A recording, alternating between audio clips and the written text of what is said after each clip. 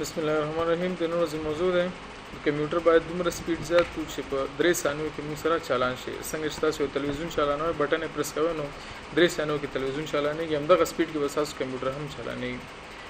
د ټویټر نه مخکې ملګرو څخه هیله کوم چې چینل سبسکرایب کړئ، لایک کړئ، خپل نظریات او کمنټ پرېږدئ چې موږ کوشش آینده کوم رقم پروګرامونه تاسو خوښ دی چې هغه تاسو وړاندې.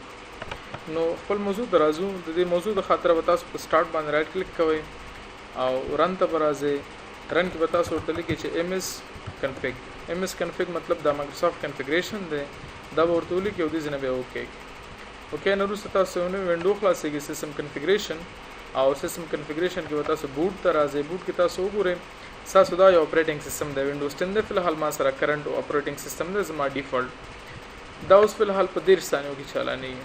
زه ورته وایم چې دا په 100 ثانیو کې چالان کا 3 ثانیو مطلب کلم چې آینده تاسو کمپیوټر چلانوي 3 ثانیو کې چالانېږي.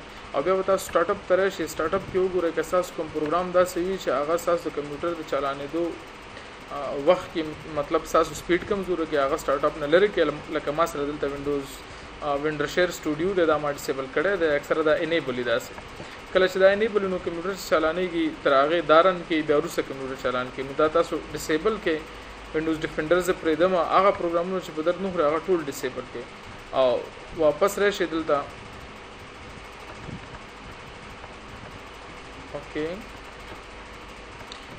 واپس دا کلوز کې ټاسک منیجر دی ځنه بوټ ته راشي. بوټ کې چې کلم 3 ثانیې تاسو لکه دې ځنه به تاسو اوکې او کمپیوټر سٹارټ کې ریسټارټ نه پتا تاسو وګورئ تاسو کمپیوټر به 3 ثانیو کې چلانېږي.